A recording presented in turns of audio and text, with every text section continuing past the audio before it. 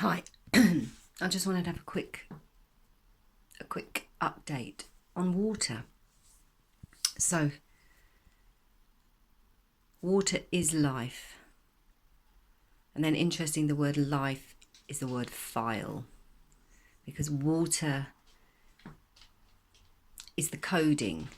It's the DNA. It's the DNA of the earth. It's telling us what we need to know instinctually. I've always believed, years and years ago, say a tribe finds something poisonous. They didn't all die because they found something poisonous. They instinctively knew what was dangerous and what wasn't. And how was that from watching animals, what they ate, etc., etc., etc. So, and anyway, we didn't eat back in the beginning. That's another long story. But it's interesting. So for the last 7 years, maybe, I've been drinking spring water, whether that's from Bedford or I used to go all the way down to Shoreham, down to Fulking to get it, which used to take all day and was a nightmare down a hill. It was really hard work, and with glass bottles. Anyway, and so I live in a place called Tunbridge Wells on an estate, and I've lived on this estate since I was 14. We came, I think 14, 15, we came to live on this estate. My mum died here. And then when my mum died, I moved further along the estate. So I've still been on the estate, and I've been here for 45 years or something fucking ridiculous. Anyway, I discover only 2 years ago, there's a lake behind the flats where my mum and I used to live. And my mum didn't bother moving because she loved it, because she loved the view. And it was a spectacular view. She got the sun most of the day, and she sat on the balcony to get brown. And she'd look at the woods, and she loved it. And there was a lake. And when I was younger, I always used to find it a little bit creepy because it was quite dark and muddy and murky and really overgrown, and there were lads up there and not always fishing, if you get my drift. So anyway, I didn't used to go up there. So anyway, a couple of years ago, I noticed how they'd started to clear all that area up, and I went for a walk around there. It's absolutely stunning. It's really, really beautiful. And I got chatting to a guy who was fishing. And we ended up talking about spring water. And he said, oh, this lake is spring fed. I said, is it? So anyway, he told me where the little bit of spring was, and that he'd been drinking it for 20 years. And I started drinking it, and I haven't stopped. And I started gathering in like 25-litre drums, lots, big heavy things, and lugging it and bringing it back and blah, blah, blah.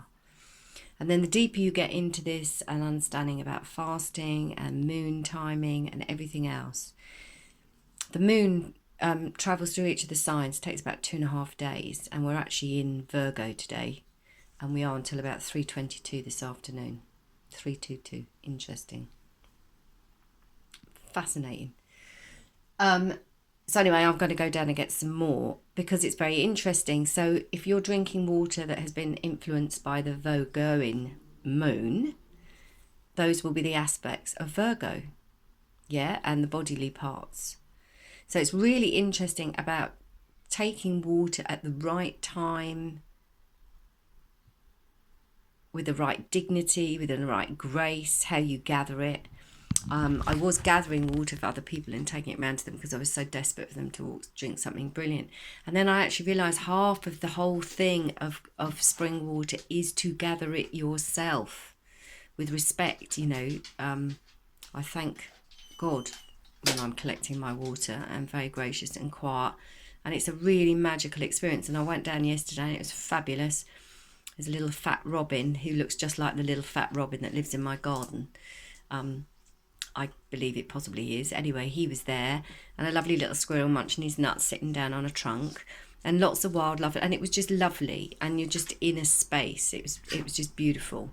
And I collected my water, and Ruby settled down and sat down, and that was really nice, and it was absolutely delicious. And I had some when I was there. I was just straining it through a little bit of muslin.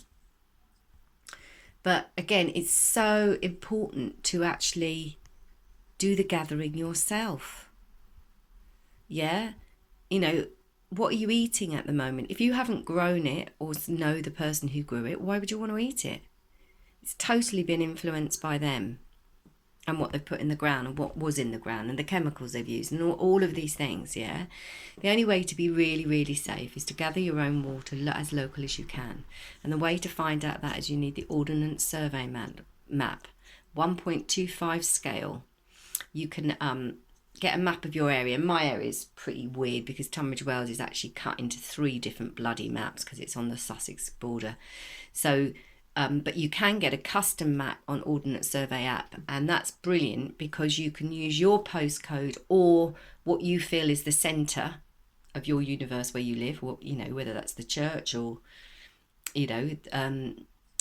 so obviously TN1 is the centre, and I think it's actually the Opera House is taken as the very centre of Tunbridge Wells.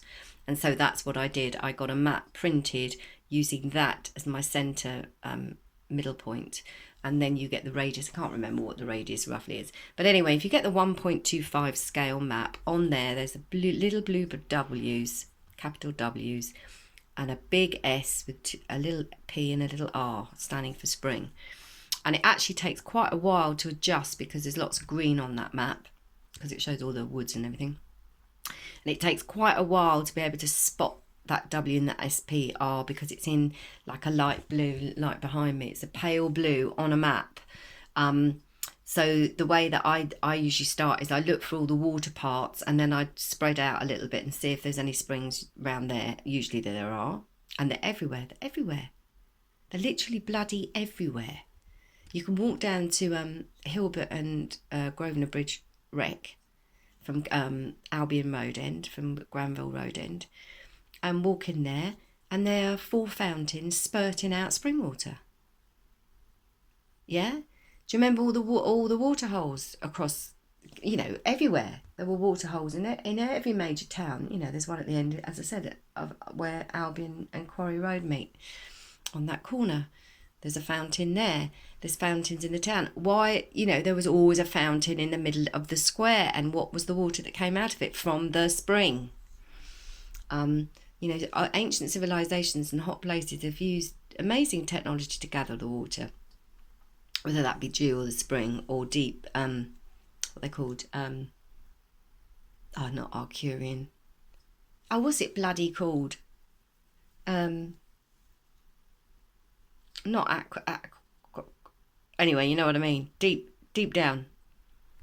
And then isn't it interesting, that Tunbridge Wells, Glastonbury and Royal Leamington Spa are on a perfect triangle. That's interesting. And they all have 3 types of water, red, white and blue. And why do you think our flag is red, white and blue? Because there's different forms and the water sends different information. And at night you're supposed to sleep with your head facing flipping east. Yeah? So the sun comes up and then goes down at your feet. North is that way. Yeah? And you're supposed to sleep with your head facing a running stream going from.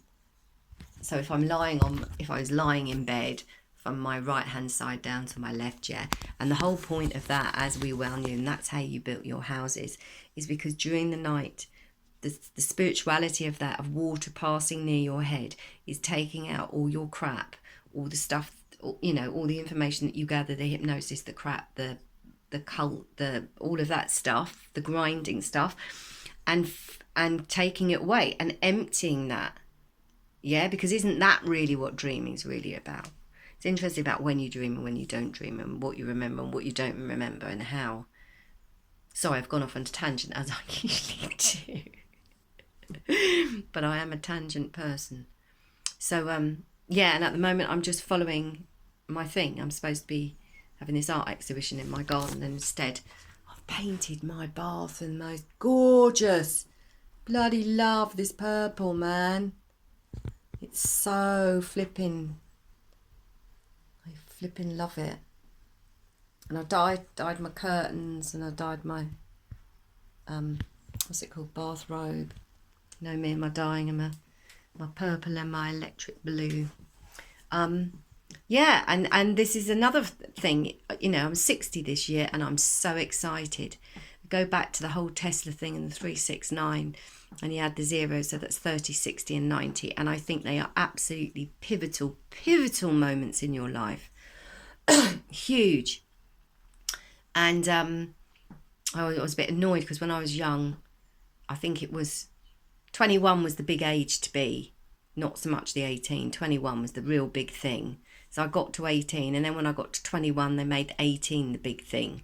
So it was like I lost the out of both of them.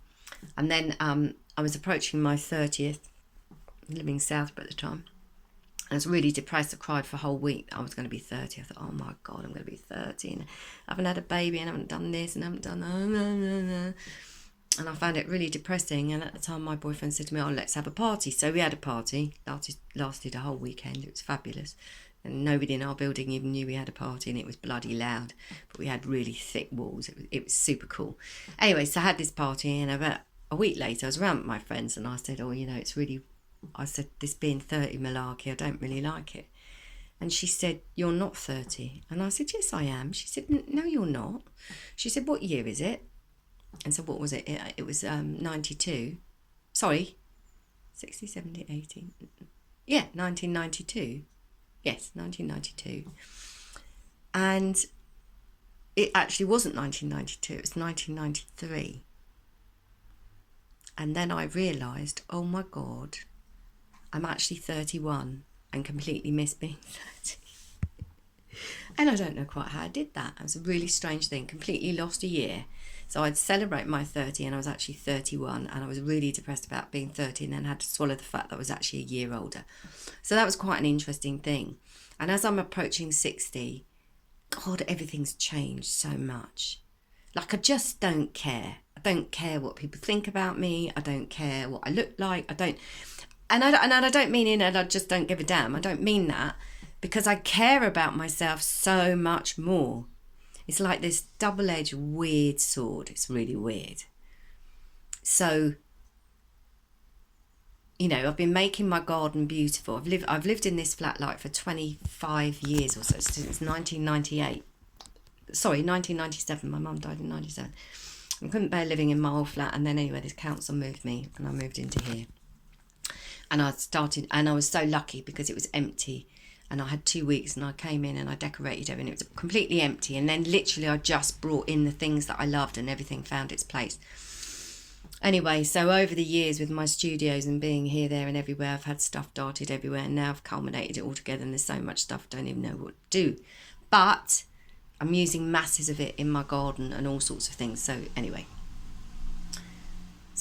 I've been trying to do my garden and this whole art project and showing my work, my past work, because I haven't done any new work, and I'm quite excited about things that I want to do next, because I want to make everything that I have, like, you know, I'm going to make a different side of the bath to my bath, and I'm going to put in a weird floor on my floor. I'm going to remove that sink and put in something else. I want a compost loo in here. I'm going to make the things how I want them here now, for me. Yeah, so they exude me. Having a magnesium bath every night before I go to bed. Oh my God, how, fulfilling that is. We're so lacking in magnesium. And you can even absorb water you do absorb water through the skin.